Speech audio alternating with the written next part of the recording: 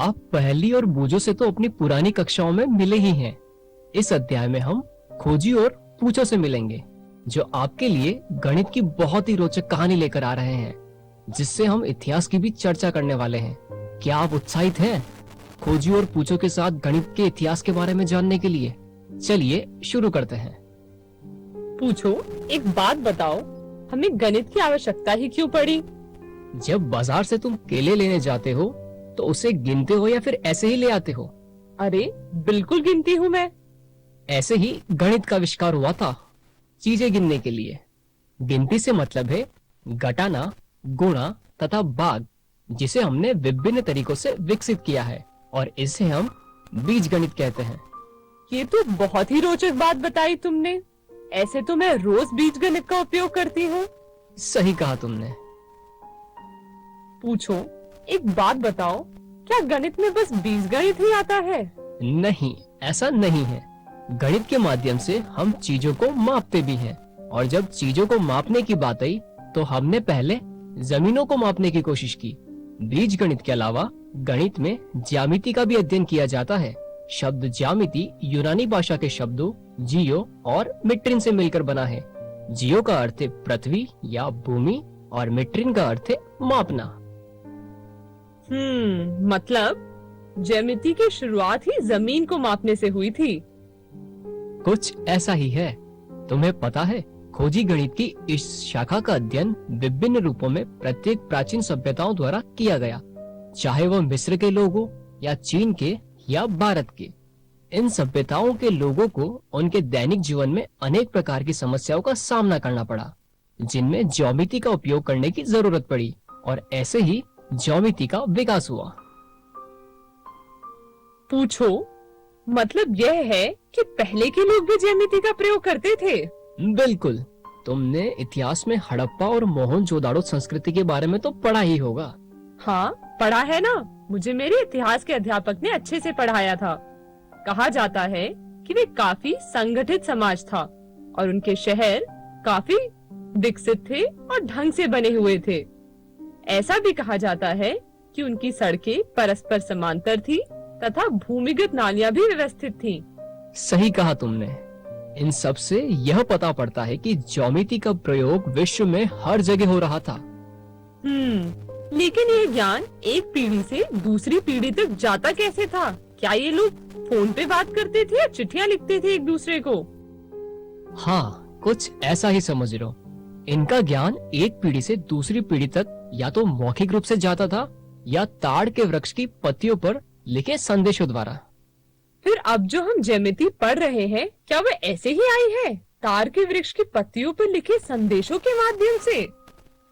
नहीं, ऐसा नहीं है। मिस्र में अलेक्जेंड्रिया के एक गणित शिक्षक हुए हैं यूक्लिड। उस समय तक ज्ञात गणित के संपूर्ण ज्ञान को उन्होंने एकत्रित किया और एलिमेंट्स नामक अपने प्रसिद्ध ग्रंथ के रूप में उसे संगठित किया। उन्होंने एलिमेंट्स को 13 अध्यायों में विभाजित किया, जिनमें से प्रत्येक को पुस्तिका माना जाता है। इन पुस्तिकाओं में समस्त विश्व में ज्यामिति संबंधी ज्ञान को आने वाली पीढ़ियों तक प्रभावित किया। इसीलिए यूक्लिड को फादर ऑफ ज्यामिति भी कहा जाता है।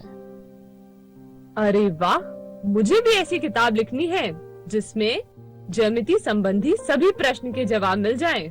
हाँ, क्यों नहीं, बिल्कुल लिख लेना। उसके लिए पहले तुम्हें यूक्लिड ज्यामिति पढ़नी पड़ेगी। अरे वाह, मैं तो इस अध्याय को पढ़ने के लिए बहुत ही उत्साहित हूँ। चलो शुरू करते हैं। जैसा कि हमने परिचय भाग में देखा है कि कुछ गुणों के लिए किसी प्रमाण की आवश्यकता नहीं थी, क्योंकि वे स्पष्ट सार्वभौमिक सत्य थे। इसीलिए यूक्लिड ने इन गुणों को 2 अलग अलग प्रकारों में विभाजित किया। पहला गुण, धारणाएं जो पूरी तरह से ज्यामिति पर आधारित थी। दूसरा गुण, धारणाएं जो सामान्य गणित पर आधारित थी और विशेष रूप से ज्यामिति पर आधारित नहीं थी। आइए यूक्लिड के कुछ अभिग्रहितों की चर्चा करें। पहला अभिग्रहित, वे वस्तुएं जो एक ही वस्तु के बराबर हो, एक दूसरे के बराबर होती है। आइए इसे एक उदाहरण के साथ समझते हैं। यदि a बराबर b है और A बराबर C है तो B बराबर C होगा। अतः हम कह सकते हैं कि वे वस्तुएं जो एक ही वस्तु के बराबर हो एक दूसरे के बराबर होती है। दूसरा अभिग्रहित, यदि बराबरों को बराबरों में जोड़ा जाए तो पूर्ण भी बराबर होते हैं। आइए हम इस अभिग्रहित को एक उदाहरण के साथ समझते हैं। यहां पर A बराबर B है और C बराबर D है। यदि A में C और B में D जोड़ा जाए तो हम देखेंगे कि A और C का जोड़ B और D के जोड़ के बराबर है। और जो भी हमने कुछ समझा है उसका लिखित रूप कुछ इस प्रकार है। क्या आप अपने दैनिक जीवन के अवलोकन से अभिग्रहित 2 के उदाहरणों के बारे में सोच सकते हैं? इसके बारे में सोचिए। आइए यहां एक उदाहरण की चर्चा करते हैं। मान लीजिए कि 2 दोस्तों में से प्रत्येक के पास 4 टॉफियां हैं। अब उन्हें 2 और टॉफियां मिल जाती है, तो अब दोनों दोस्तों के पास कितनी टॉफियां हैं? प्रत्येक के पास कुल 6 टॉफियां हैं, जिसका अर्थ है कि उनके पास टॉफियों की संख्या समान है। अतः यदि बराबरों को बराबरों में जोड़ा जाए तो पूर्ण भी बराबर होते हैं। अब अपने दैनिक जीवन से कुछ और उदाहरण प्राप्त करने का प्रयास कीजिए। चलिए अब हम तीसरा अभिग्रहित देखते हैं। यदि बराबरों को बराबरों में से घटाया जाए तो शेष फल भी बराबर होते हैं। आइए फिर से एक उदाहरण लेते हैं। A बराबर B है और C बराबर D है। यदि AC वाले हिस्से में से C और BD वाले हिस्से में से D अलग कर दिया जाए तो हम देखेंगे कि A माइनस C बराबर B माइनस D होगा। और जो भी हमने कुछ समझा है उसका लिखित रूप कुछ इस प्रकार है। अभिग्रहित 4, वे वस्तुएं जो परस्पर संपाती होती है एक दूसरे के बराबर होती है। आइए इस अभिग्रहित के लिए एक उदाहरण लेते हैं। यहां हम देख सकते हैं दोनों तरफ 2-2 आकृतियां हैं। यदि पहली आकृति को दूसरे पर आरोपित किया जाए तो ये उसे पूरी तरह ढक लेगी। तो हम कह सकते हैं दोनों आकृतियां बराबर है। अतः हम कह सकते हैं कि वे सभी वस्तुएं जो आपस में एक दूसरे के संपाती होती है वे एक दूसरे के बराबर होती है। चलिए अब हम देखते हैं अभिग्रहित संख्या 5। पूर्ण अपने बाग से बड़ा होता है। यह बहुत ही स्पष्ट सी बात है। आइए देखें कि कैसे। यहां पर एक वृत्त दिया है। यदि इसका एक हिस्सा अलग कर दिया जाए तो हम देखेंगे कि पूर्ण वृत्त अपने हिस्से से सदा बड़ा ही होगा। हम अपनी दिनचर्या से अभिग्रहित 5 का एक उदाहरण ले सकते हैं। मान लीजिए कि हमारे पास पानी का एक जग है और यदि हम जग से थोड़ा पानी निकाल देते हैं तो जग में शेष पानी की मात्रा पिछले वाले से कम हो जाएगी। और मान लीजिए कि आपके पास केक है और आपका एक मित्र आपसे केक का एक छोटा टुकड़ा मांगता है और आप उसे केक का एक छोटा टुकड़ा दे देते हो। तो तुम दोनों में से किसके पास ज्यादा केक है? स्पष्ट रूप से आपके पास। अतः हम कह सकते हैं कि पूर्ण अपने बाग से हमेशा बड़ा होता है। अभिग्रहित 6, एक ही वस्तुओं के दुगने परस्पर बराबर होते हैं। इसका अर्थ है कि यदि A बराबर B है तो 2A बराबर 2B होगा। आइए इस अभिग्रहित को समझते हैं। यदि A बराबर B है, A में A और B में B जोड़ने पर हम देखेंगे कि 2A बराबर 2B है। अतः एक ही वस्तुओं के दुगने परस्पर बराबर होते हैं। अभिग्रहित 7 एक ही वस्तुओं के आधे परस्पर बराबर होते हैं। यहाँ पर हम देख सकते हैं a बराबर b है, तो a का आधा b के आधे के बराबर होगा। अर्थात यदि a बराबर b है तो 1/2 a बराबर 1/2 b के बराबर होगा। आइए हम इसे एक और उदाहरण से समझते हैं। यदि हम तरबूज को बीच से काटते हैं तो कटे हुए दोनों भाग आपस में बराबर होते हैं।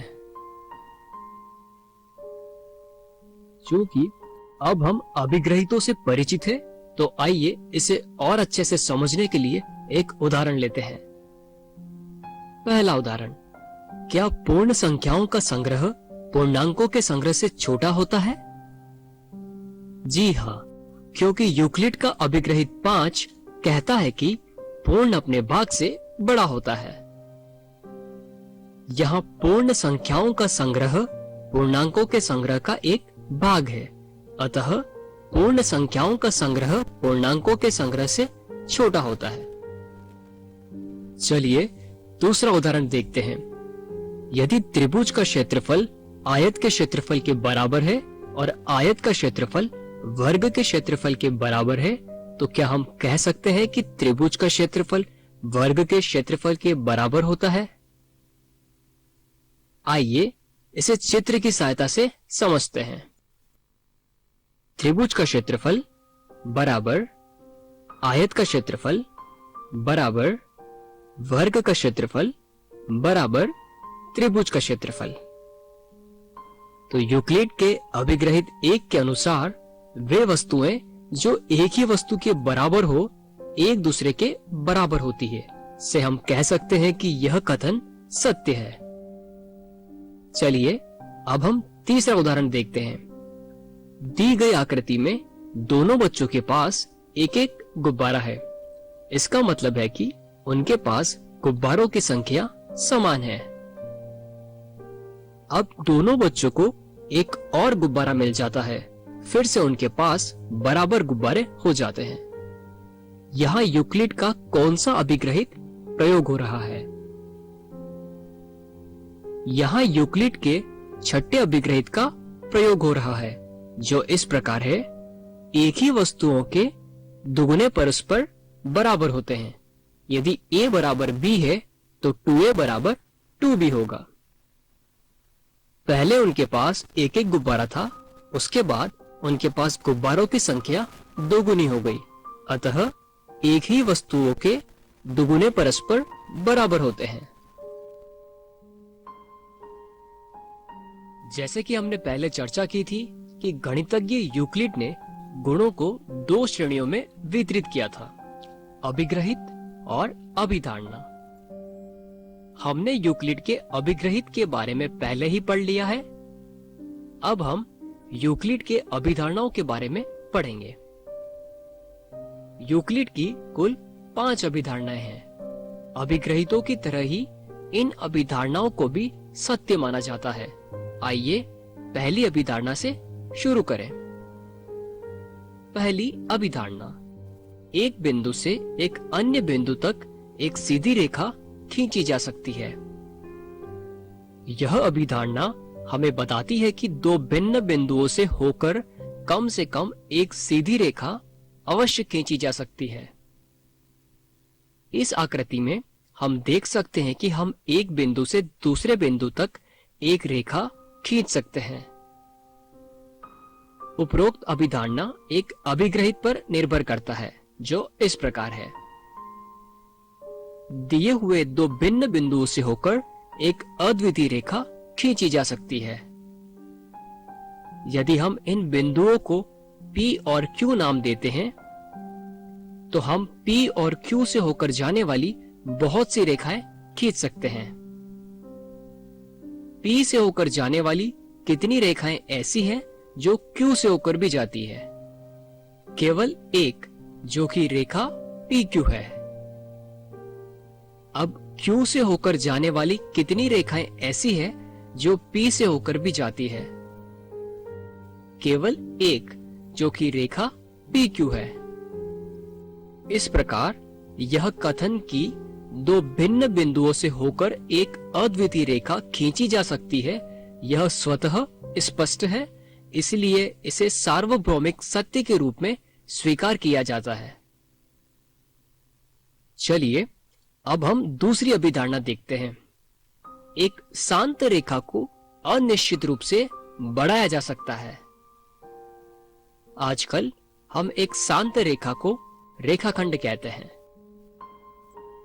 अतः वर्तमान की भाषा में दूसरी अभिधारणा यह कहती है कि एक रेखाखंड को दोनों ओर विस्तृत करके एक रेखा बनाई जा सकती है। चलिए अब हम तीसरी अभिधारणा देखते हैं। किसी को केंद्र मानकर और किसी भी त्रिज्या से एक वृत्त खींचा जा सकता है। मान लीजिए ए कोई एक बिंदु है। अब एक रेखाखंड ए बी खींचिए। अब ए बी की सहायता से एक वृत्त खींचिए। हम देखेंगे कि ए वृत्त का एक केंद्र है और ए बी उस वृत्त की त्रिज्या है। अतः हम कह सकते हैं कि अभिधारणा 3 सत्य है, जो कहता है कि किसी को भी केंद्र मानकर और किसी त्रिज्या से एक वृत्त खींचा जा सकता है।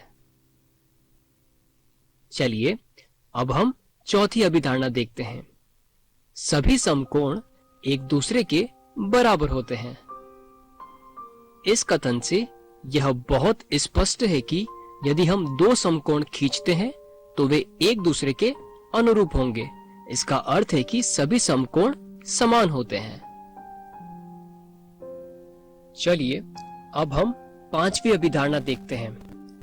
यदि एक सीधी रेखा दो सीधी रेखाओं पर गिरकर अपने एक ही और दो अंतःकोण इस प्रकार बनाए कि इन दोनों कोणों का योग मिलकर दो समकोणों से कम हो, तो वे दोनों सीधी रेखाएं अनिश्चित रूप से बढ़ाए जाने पर उसी ओर मिलती है जिस ओर यह योग दो समकोणों से कम होता है।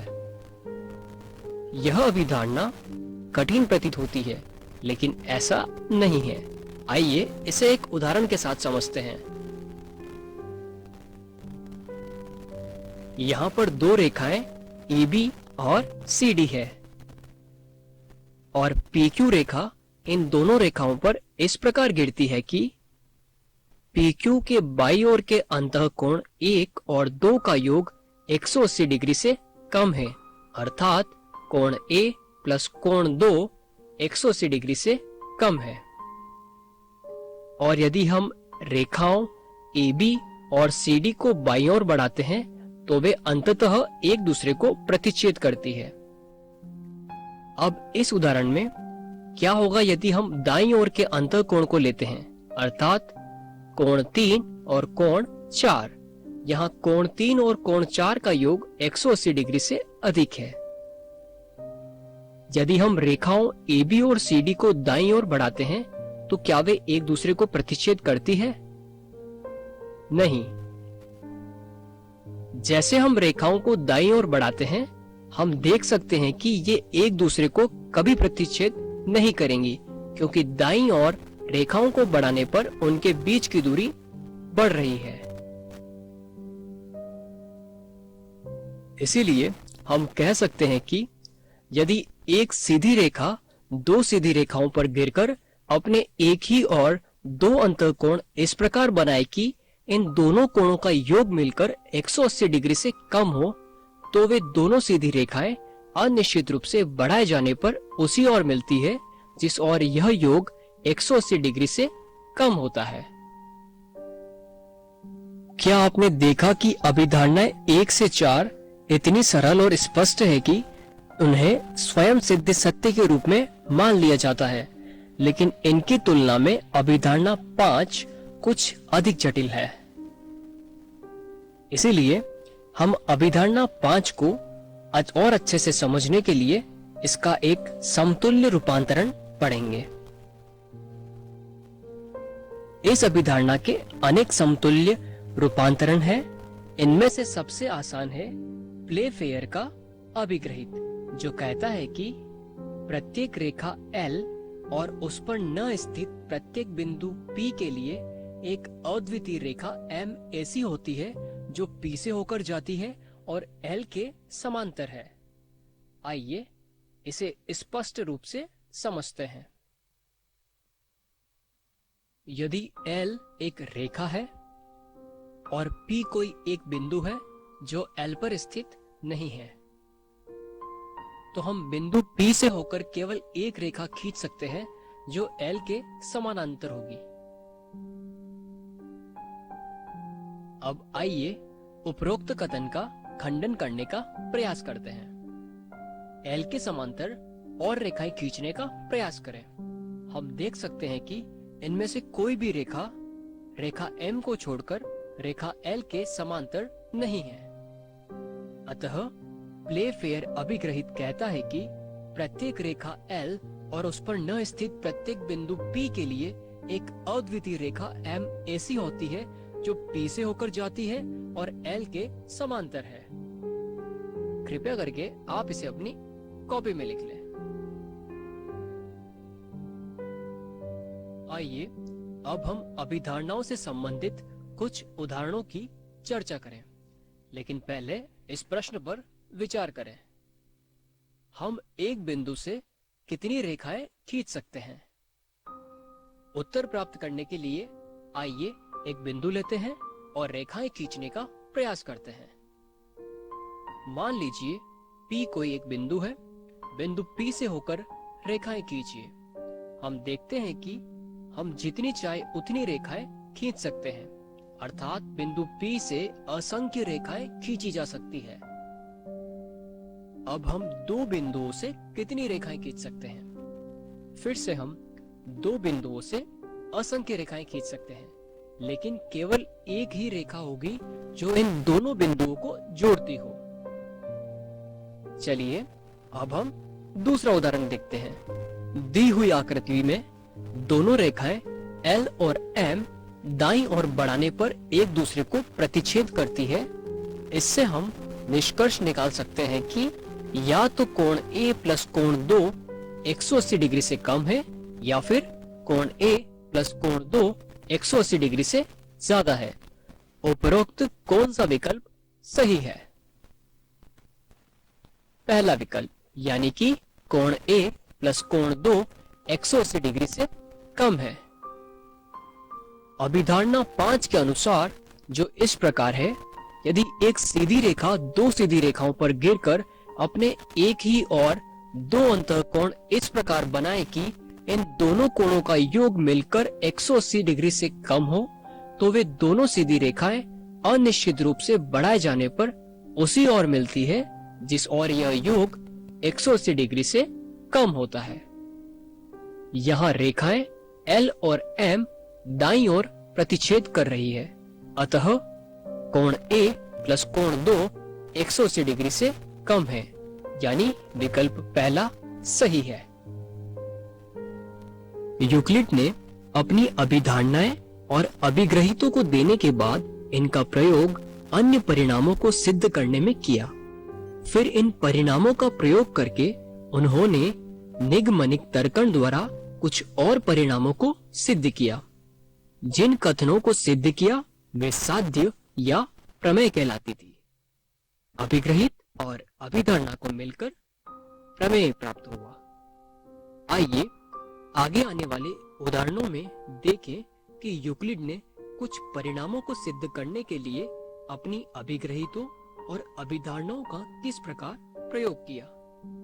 पहला उदाहरण, यदि A, B और C एक रेखा पर स्थित तीन बिंदु है और B बिंदुओं A और C के बीच में स्थित है, तो सिद्ध कीजिए कि AB प्लस BC बराबर AC होगा।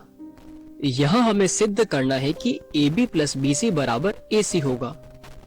यदि हम ध्यान से देखें तो पाते हैं कि दी गई आकृति में AB प्लस BC के साथ AC संपाती है। साथ ही यूक्लिड का अभिग्रहित 4 कहता है कि वे वस्तुएं जो परस्पर संपाती हो एक दूसरे के बराबर होती है। और यहाँ क्योंकि AB प्लस BC के साथ AC संपाती है, अतः हम स्पष्ट रूप से कह सकते हैं कि AB प्लस BC बराबर AC होगा। इसे आप अपनी कॉपी में लिख लें। प्रमेय 5.1 दो भिन्न रेखाओं में एक से अधिक बिंदु उभयनिष्ठ नहीं हो सकते। आइए इस प्रमेय का विश्लेषण करें। दो भिन्न रेखाओं में एक से अधिक बिंदु उभयनिष्ठ नहीं हो सकते, इसका अर्थ है कि दो रेखाएं अधिकतम एक बिंदु पर प्रतिच्छेद करती हैं। यदि L और M दो रेखाएं हैं तो हम देख सकते हैं कि ये दोनों रेखाएं एक दूसरे को प्रतिच्छेद नहीं कर रही है। लेकिन यदि हम दोनों रेखाओं को दाईं ओर बढ़ाते हैं तो ये एक दूसरे को प्रतिच्छेद करेंगी। अब यदि रेखाएं L और M परस्पर समांतर हैं तो ये एक दूसरे को कभी प्रतिच्छेद नहीं करेंगी। अतः हम कह सकते हैं कि दो रेखाएं अधिकतम एक बिंदु पर प्रतिच्छेद करती है।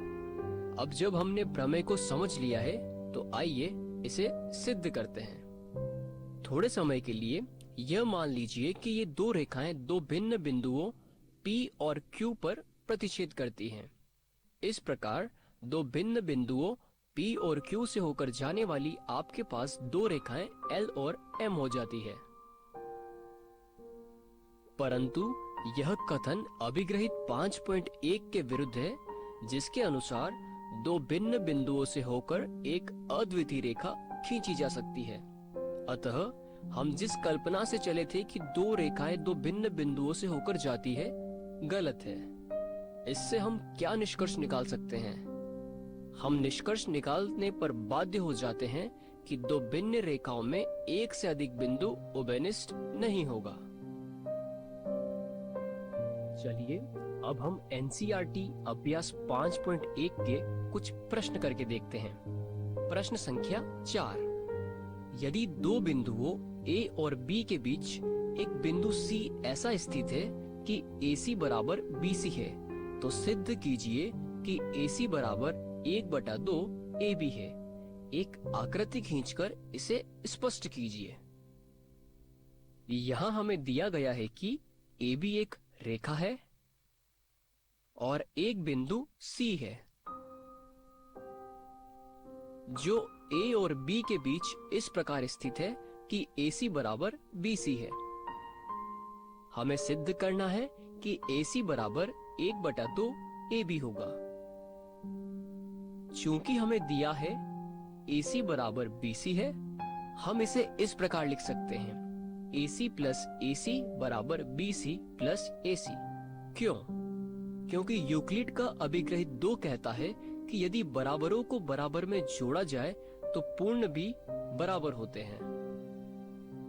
AC बराबर BC, यदि AC में AC और BC में भी AC जोड़ा जाए तो ये दोनों जोड़ एक दूसरे के बराबर होंगे।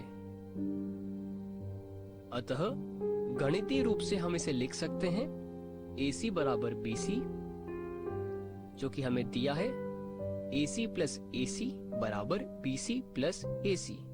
अभिग्रहित 2 कहता है यदि बराबरों को बराबरों में जोड़ा जाए तो पूर्ण भी बराबर होते हैं।